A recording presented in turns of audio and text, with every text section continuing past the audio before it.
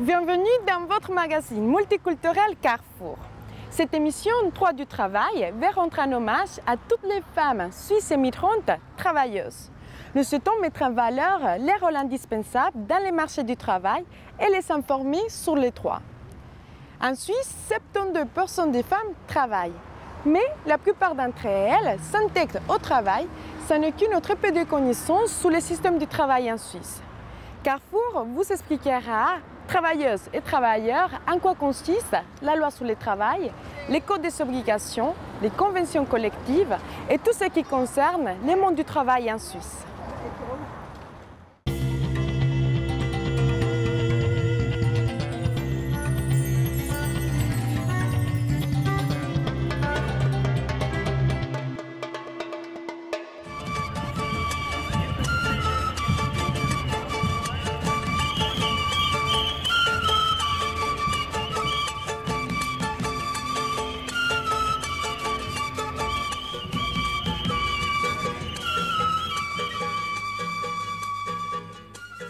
Quels sont les droits qui garantissent la loi sur le travail? Malheureusement, c'est un petit peu compliqué. Il n'y a pas qu'une seule loi sur le travail en Suisse. Il y en a plusieurs. Alors les deux principales, c'est le Code des obligations qui régit le contrat de travail. Quels sont les droits et les devoirs du travailleur, de la travailleuse, quels sont les droits et les devoirs de son employeur. Ensuite, vous avez la loi sur le travail qui, elle, prévoit toutes les mesures pour protéger la santé. Par exemple, les conditions selon lesquelles on peut déroger à l'interdiction du travail de nuit, à partir de quel âge on peut travailler, combien de temps on peut travailler par semaine, si les femmes enceintes ou les femmes qui allaitent peuvent travailler, etc. Et ensuite, vous avez toute une série de lois annexes, mais qui ont une influence sur les rapports de travail. Par exemple, les lois sur les assurances sociales ou la loi sur l'égalité entre hommes et femmes. C'est malheureusement très compliqué et c'est pour ça que c'est bien de se faire conseiller. Alors, la loi sur le travail en Suisse, elle est très flexible, très libérale. Et c'est un gros problème parce qu'en fait, les employés sont très peu protégés, notamment dans le secteur privé et surtout si on compare avec les autres pays européens. Par bonheur, les syndicats travaillent avec ce qu'on appelle les conventions collectives de travail. Dans certaines branches, ils négocient des améliorations des conditions de travail avec les organisations patronales. Malheureusement, ils ne le font pas dans toutes les branches et vous avez aujourd'hui un salarié sur deux qui n'a pas de convention collective de travail. Et dans ce cas-là, ils n'ont que la loi sur le travail, le code des obligations et ça, c'est très insuffisant. On a juste une question, on fait une émission sur les droits du travail et on aimerait savoir en quoi travaillez-vous? Je travaille dans une banque ici à Lausanne. Est-ce que vous savez si dans votre métier, vous avez des conventions collectives? Alors là, vous me posez une colle. Je sais qu'on est bien protégé, mais alors quand à vous donner le terme exact, je pense Convention collective. Voilà. Je suis ébéniste. Est-ce que vous savez si dans votre domaine, il existe des conventions collectives? Non, du tout. Vous savez qu'est-ce qu'ils sont les conventions collectives? Justement, j'allais vous poser cette question. Vous travaillez en quoi? Au nord, juste en haut de la ville. Est-ce que vous savez si dans votre domaine, il existe des conventions collectives? Oui, bien sûr. Vous les connaissez? Exactement, non. Et en concret, de quoi il s'agit, les conventions de travail? Alors, les conventions collectives de travail, ce sont d'un côté les syndicats et d'un autre côté les patrons qui se mettent à table et qui négocient des améliorations. Alors, en fonction de la force des syndicats et des intérêts en présence, les conditions de négociation seront meilleures ou moins bonnes, mais souvent, cela permet d'obtenir des améliorations très concrètes qui n'existent pas dans la loi. Par exemple, le 13e salaire ou alors la perte de gain en cas de maladie. L'assurance maternité, par exemple, avant qu'elle n'existe dans la loi, elle n'existait que dans les conventions collectives, ou alors maintenant la retraite flexible qui existe dans certaines conventions collectives et pas encore dans la loi. Alors on aimerait bien l'introduire dans la loi pour tout le monde, mais pour le moment elle n'est que dans certaines conventions collectives. Et est-ce que vous pensez que la population suisse et migrante ont connaissance de ces droits? malheureusement très mal. Alors d'une part parce que c'est très compliqué, et puis d'autre part parce qu'en Suisse, on a tendance à ne pas vraiment parler de son contrat de travail, on a tendance à taire son salaire, on a tendance à taire ses problèmes, et c'est pour ça que les droits des travailleuses et des travailleurs sont en général mal connus. Et pour les travailleuses et travailleurs migrants, c'est encore plus difficile parce qu'il y a le problème de la langue. La loi, elle n'est qu'en français, en allemand ou en italien, et comme ce sont des détails très techniques, souvent c'est mieux de pouvoir se le faire expliquer dans sa langue. Est-ce que vous êtes syndiqué? Non. Vous savez qu'être syndiqué en Suisse est un droit constitutionnel? Ah, non. Est-ce que vous êtes syndiqué? Non, pas du tout. Vous savez que c'est un droit constitutionnel? Oui, ça je sais, ouais. Est-ce que vous êtes syndiqué en Suisse? Non. Vous savez que c'est un droit constitutionnel? Ah ouais, on doit en savoir. Alors en Suisse, on a le droit d'être syndiqué, c'est un droit fondamental qui est reconnu dans la Constitution fédérale, comme le droit de négocier ses conditions de travail collectivement, ou alors le droit de faire grève. Il y a malheureusement beaucoup trop de problèmes, beaucoup trop de cas de patrons qui ne respectent pas, qui ne payent pas les salaires, qui ne respectent pas le droit aux vacances, qui ne respectent pas le droit aux heures supplémentaires, et les syndicats doivent intervenir de plus en plus souvent pour que les employés obtiennent réparation. Qu'est-ce qui se passe avec les travailleurs migrants? Alors, les travailleurs migrants ont aussi de nombreux problèmes sur le marché du travail. Ils sont souvent victimes de discrimination, souvent de racisme, de discrimination à l'embauche. Et ils sont en général moins bien organisés syndicalement que les travailleurs suisses. Fort heureusement, les choses sont en train de changer. Les syndicats font de gros efforts pour organiser les travailleurs migrants, pour leur permettre aussi de défendre leurs droits, de négocier des conventions collectives. Et dans le plus grand syndicat de Suisse, qui est UNIA, un membre sur deux est d'origine des migrations. Donc on voit les migrants sont en train de prendre leur place au sein du mouvement syndical et c'est une très bonne chose. Est-ce que la loi sur le travail s'adresse à tout le monde? Oui, alors très clairement, que l'on soit suisse, migrant, homme ou femme, la loi sur le travail, elle s'applique à toutes et tous, la même chose. Malheureusement, il y a certains employeurs qui ne le savent pas ou alors qui font semblant de ne pas le savoir et qui tentent de discriminer les migrants. Et là, les syndicats se battent beaucoup pour que cela ne soit pas le cas. Jean-Christophe, merci beaucoup pour être resté avec nous aujourd'hui. Merci. Nous sommes avec vous pour que vous nous expliquiez quelle est la situation des femmes migrantes en Suisse. Bon, il faut surtout distinguer, je dirais, les femmes migrantes qui ont un faible niveau de formation, qui ont un faible niveau de qualification, qui n'ont pas de reconnaissance de leur diplôme. Donc ça, je dirais que c'est un cas extrême qui est extrêmement présent. Et puis après, il y a l'autre type de femmes migrantes qui sont plutôt les femmes qui arrivent avec un certain niveau de qualification, un certain niveau de compétences, qui ont des diplômes qui sont reconnus, parce que ces deux personnes s'intègrent très différemment sur le marché du travail, vous pouvez l'imaginer. Si je fais référence aux femmes migrantes qui n'ont pas de reconnaissance de diplôme, qui ont des faibles niveaux de qualification, très souvent, en fait, elles s'intègrent sur le marché du travail de manière non légale. C'est-à-dire, elles n'ont pas de permis de travail, elles s'intègrent énormément dans tout ce qui est service aux personnes. Donc bien entendu, on a cette image de la femme de ménage, mais elles ne font pas que ça, elles ne font pas que le ménage. Souvent, en fait, c'est des femmes à tout faire dans les ménages d'un point de vue domestique. Avec l'évolution de la société, je dirais historiquement en Suisse, la population migrante était avant tout constituée d'hommes. Dans les années 50 et 60, c'était surtout des hommes dont on avait besoin, dans la construction, dans le bâtiment. Les choses ont beaucoup changé depuis les années 90. Il y a toujours une forte demande pour une population migrante masculine, pour ces secteurs-là. Mais il y a aussi toute une demande qui est liée à l'évolution, de la vie familiale, des couples, et surtout de la classe moyenne, moyenne supérieure. C'est-à-dire où la femme travaille, l'homme travaille, les possibilités de garde d'enfants sont relativement faibles ou inexistantes. Et c'est là où on fait énormément appel à ce genre de personnes. C'est dans ces secteurs-là où on trouve beaucoup de femmes, comme je le disais tout à l'heure, beaucoup de femmes migrantes qui ont des conditions de travail, que ce soit d'un point de vue salaire, d'un point de vue social, qui sont de la couverture sociale, qui sont extrêmement faibles. Et c'est plutôt cette population-là qui aujourd'hui pose problème d'un point de vue social et d'un point de vue économique aussi, parce que finalement, s'il y a des mauvaises conditions qui perdurent sur les marchés, même sur le marché du travail légal, en dehors de ces emplois qui sont dans l'économie grise ou l'économie au noir, ça pose un problème pour le fonctionnement général du marché du travail. Parlez-nous sur les femmes qualifiées, migrantes? Alors les femmes qualifiées, c'est évident qu'elles s'intègrent beaucoup mieux sur le marché du travail. Donc si on parle des femmes qui viennent du cercle le plus éloigné, c'est-à-dire des pays en voie de développement ou des pays, je veux dire, qui sont hors la zone européenne, toutes les autres populations, quand elles viennent, même si elles sont qualifiées, elles vont quand même subir certaines formes de discrimination. Il subsiste quand même une différence à l'intérieur de l'entreprise pour un même emploi entre femmes et hommes. Donc ça, c'est de la discrimination. Et de la même manière, il existe une même forme de discrimination entre population suisse et population étrangère. Mais en plus, ce qu'on observe, c'est comment on traite le statut civil des femmes et des hommes sur le marché du travail. C'est-à-dire, vous prenez deux personnes, deux femmes identiques d'un point de vue professionnel, dans la même entreprise, etc., même secteur, même expérience. Et ce que vous observez, c'est qu'en moyenne, cette femme mariée ou ayant été mariée va subir une pénalité de l'ordre de 8% en moyenne.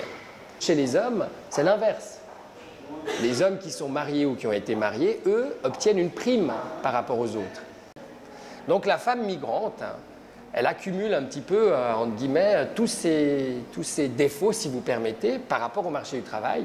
C'est-à-dire le marché du travail discrimine et les femmes et la population étrangère et justement le mariage chez les femmes. Certains travailleurs suisses ont souvent peur que les travailleurs étrangers, en disant, volent leur travail. Est-ce que cela est vrai? Et ça, c'est pas vrai dans le 90% des cas parce que les personnes étrangères, les migrants qui viennent occuper des emplois en Suisse, viennent occuper des emplois en Suisse que les personnes résidentes déjà en Suisse ne veulent pas. Donc c'est tous les emplois qui sont entre guillemets mal rémunérés, qui offrent très peu de bonnes conditions, je dirais, de travail, qui ne sont pas reconnus socialement. C'est tous des emplois que la population résidente déjà en Suisse ne veut pas prendre. Donc au-delà de ça, il y a aussi, les migrants viennent aussi occuper des emplois qui sont très qualifiés. Parce qu'on manque de main-d'œuvre qualifiée en Suisse et très qualifiée, malgré le fait qu'on a un bon niveau de qualification, il manque des spécialistes dans certains domaines. Et on fait venir des personnes étrangères.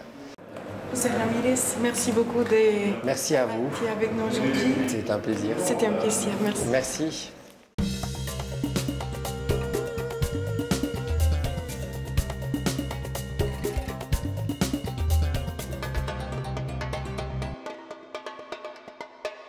Nous sommes aujourd'hui au syndicat União Ovalie avec Francine Edries pour éclaircir certaines questions sur la loi sur le travail. Par rapport aux questions de famille, par exemple par rapport aux questions des grossesses ou des allaitements, quelles sont les semaines qu'on a droit pendant cette grossesse et après? Alors, l'employeur ne peut pas occuper quelqu'un qui est en grossesse pendant qu'elle allait sans le consentement de la personne. Ça veut dire concrètement que la personne qui allait ou bien qui est en grossesse, qu'elle est fatiguée, elle peut dire à son patron, écoutez, maintenant je rentre 2 heures me reposer ou bien je ne viens pas travailler pendant quelques temps. C'est clair que le paiement n'est pas forcément réglé. Ça veut dire que l'employeur peut dire je ne paye pas parce qu'elle n'est pas venue travailler. Mais l'employeur, il n'est pas forcé de faire travailler quelqu'un qui est en maternité ou bien qui est en grossesse.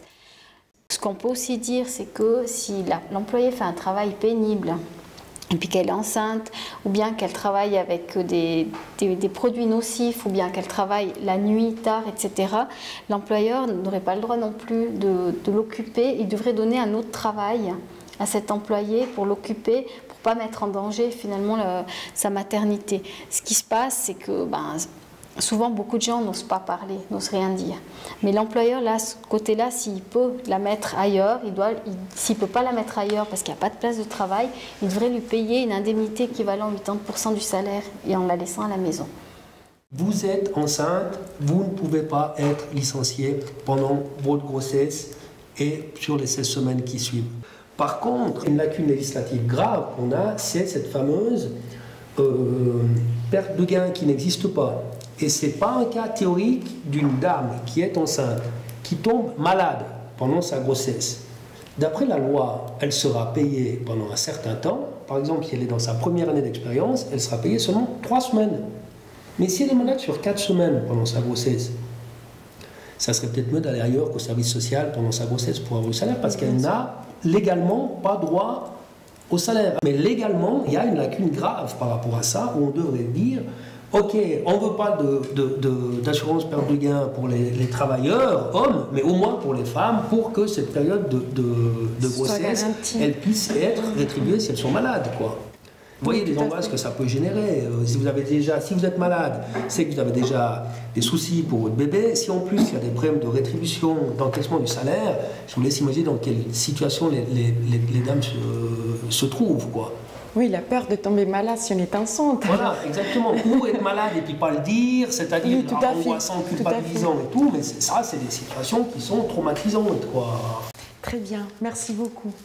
Merci à vous.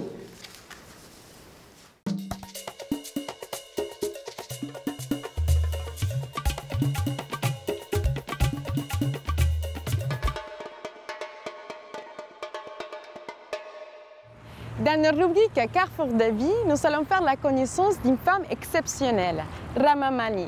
Docteur en sciences politiques et de nationalité indienne, elle nous raconte quelles ont été ses motivations pour venir travailler en Suisse et nous révèle pourquoi elle s'est engagée dans la recherche de la justice et de la paix dans le monde. Rama Mani, tu es d'origine indienne et tu es docteur en sciences politiques et tu travailles depuis des années dans les domaines de la paix et du développement, aussi résolution de conflits. Raconte-nous d'où est venue cette motivation de travailler dans ces domaines-là. Merci beaucoup pour cette question. Vraiment, ça a commencé avec mon enfance. Et avant même que je comprenne que je veux travailler sur la paix, c'était le sujet de la justice, vraiment, qui me passionnait. Pourquoi? Parce que quand tu es née en Inde, femme comme j'étais, tout de suite tu vois tout autour de toi l'injustice. L'injustice contre les femmes, contre les pauvres, contre les personnes de basse caste, contre les enfants. Et je réalisais très vite que si on n'a pas l'inclusion, le respect pour tout le monde, quel que soit leur background, on ne peut pas avoir la paix. Et ça a commencé là, ma passion. Pour commencer ton travail, où est-ce que tu as fait ta formation et à quel âge est-ce que tu as commencé? Tout d'abord, j'ai quitté la maison, quitté l'Inde avec mon premier passeport et mon premier visa à l'âge de 18 ans. Donc, j'ai fait mon premier diplôme aux États-Unis. Par la suite, j'ai fait mon deuxième diplôme en Italie et mon doctorat en Angleterre, à Cambridge. Et est-ce que faire ces formations était plutôt difficile ou c'était facile pour une femme indienne qui venait étudier, si tu veux, à l'Occident? J'apprécie beaucoup que j'ai reçu beaucoup de bourses, beaucoup de soutien des universités et des pays, surtout pour mes premières études et pour en fait, tout au long. Mais ce dont je me souviens, c'est malgré mon désir de partir de chez moi, le mal du pays que j'ai eu, tout ce qui m'a manqué la première année aux États-Unis. J'ai eu le plaisir de découvrir la neige, mais j'ai eu le mal du pays, de tout ça. Dès qu'il t'a manqué ton pays. Absolument. Raconte-nous un peu de quoi il s'agit de ton travail, quelle est un peu ta bataille. Oui, tout à fait. Donc, j'ai commencé avec cette passion pour la justice. J'ai commencé avec cette reconnaissance qu'il fallait comprendre le conflit pour vraiment créer la paix qui compte. Pas juste la paix qui veut dire « je ne te bats pas, je ne te fais pas du mal », mais vraiment la paix qui veut dire se respecter, avoir de bonnes relations et des bonnes institutions, des bonnes politiques. Et après mon doctorat où j'ai étudié des questions de justice dans la reconstruction de la paix, j'ai beaucoup travaillé en Éthiopie, où j'ai vécu, en Ouganda, comme conseillère sur le conflit. Après, j'étais directrice de cours ici à Genève, dans une institution créée par le gouvernement suisse, sur la paix et la sécurité, un cours pour les diplomates dans le centre de Genève pour la politique de sécurité. Expliquez-nous qui participe à construire ces nouvelles nations, à résoudre les conflits. Je dois dire, Violetta, que vous avez posé une très bonne question. Je viens juste maintenant de donner un cours sur la construction d'une paix juste dans un cours dans ce centre de Genève sur la politique de sécurité.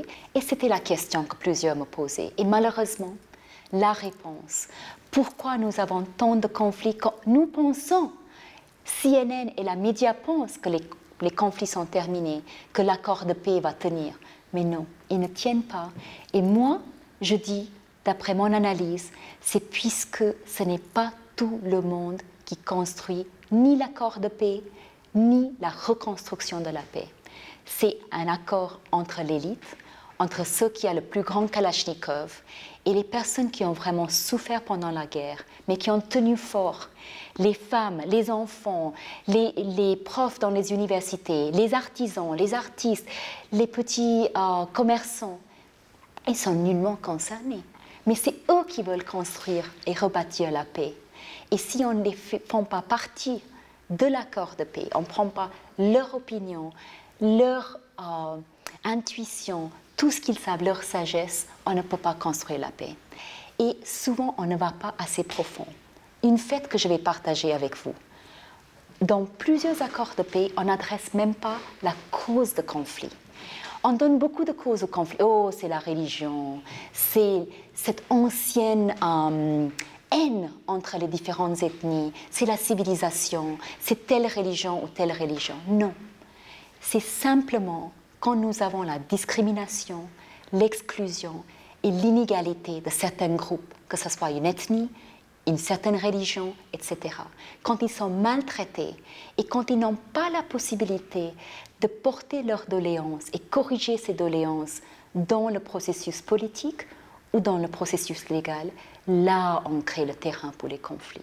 Et pourtant, dans les accords de paix, on ne fait pas attention à ces causes de conflit. On ne demande pas aux personnes qu'est-ce que la paix représente pour vous. Et le deuxième aspect, c'est évidemment leur culture et leur histoire. Et on a tendance dans le monde international de négliger ces aspects fondamentaux. Donc maintenant, je suis en train de créer une nouvelle façon d'approcher les conflits par l'art, la culture et la spiritualité.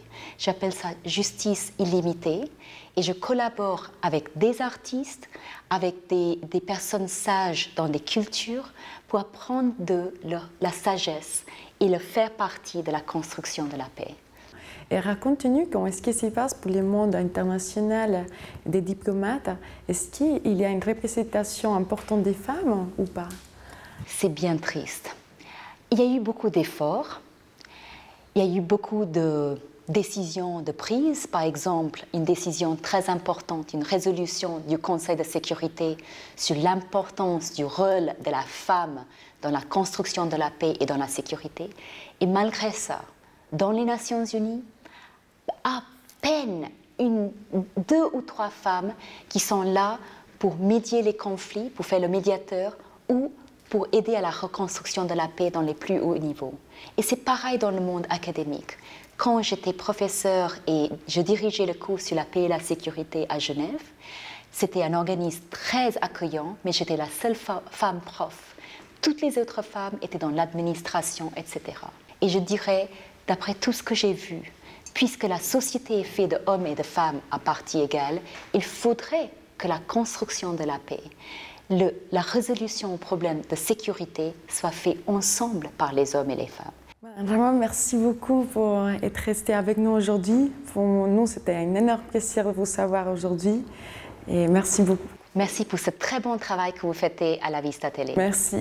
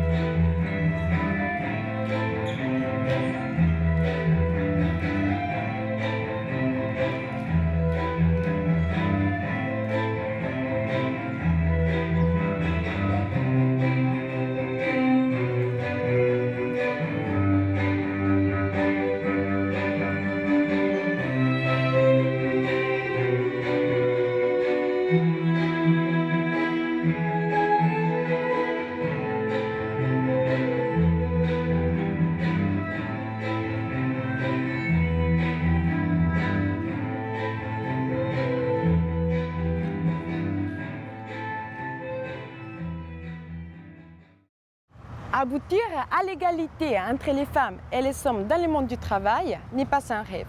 C'est un chemin que nous devions continuer à construire. Pour trouver plus d'informations sur les droits du travail, alors visitez-nous sur nos sites internet www.alavistatv.net. Merci pour votre fidélité. On se retrouve le mois prochain pour découvrir d'autres visages de la vie multiculturelle en Suisse. À la prochaine et à la vista!